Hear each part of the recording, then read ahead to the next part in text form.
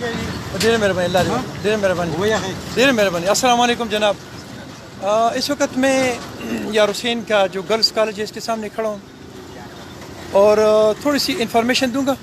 یہ میرے پیچھے یہ گرلز کالج ہے یار حسین کا، جو ہم نے انتہائی اسٹرگلس کے بعد اور بہت مشکلات کے بعد حاصل کیا.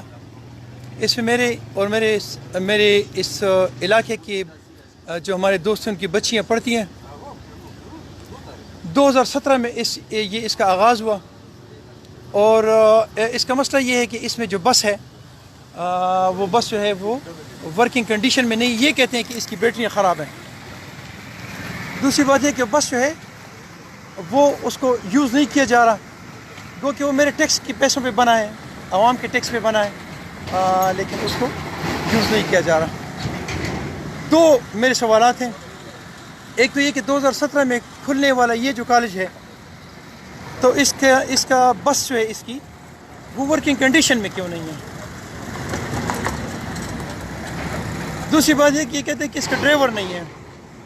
تو میں گورنمنٹ سے سوال ہے کہ جب آپ کے پاس ڈرائیور ہی نہیں ہے تو آپ پھر بس کیوں خریدتے ہیں؟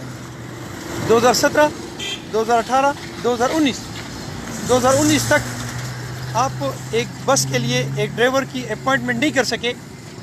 تو یہ گورنمنٹ کے منہ پر ایک تماچا ہے، یہ آپ کی ایڈمنسٹریشن پہ ایک تماچا ہے.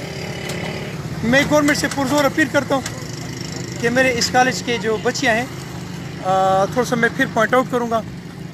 اس کا نام ہے گورنمنٹ گرلز ڈگری کالج یار حسین ثوابی. شاید یہ روشنی میں نظر نہیں آ رہا ہوگا کیونکہ اس طرف سے دھوپ ہے. میں ایک دفعہ پھر ریپیٹ کرتا ہوں کہ گورنمنٹ گرلز ڈگری کالج یار حسین ثوابی، اس کے دونوں مسائل حل کیے جائیں. نمبر ایک یہ کہ اس کے جو بس جو ہے اس کو سٹارٹ کر دیا جائے. دوسری بات یہ ہے کہ اس کی جو بیٹریاں خراب ہیں تو یہ کھڑے کھڑے اس کی بیٹریاں کیوں خراب ہوئیں. اور تیسری بات یہ کہ اس کے ڈرائیور کی بھرتی کی جائے تاکہ یہ مسئلہ حل ہو سکے. میں بہت سارا خیال رکھیں، مجھے اپنی دعا میں یاد رکھیں. السلام علیکم ورحمۃ اللہ.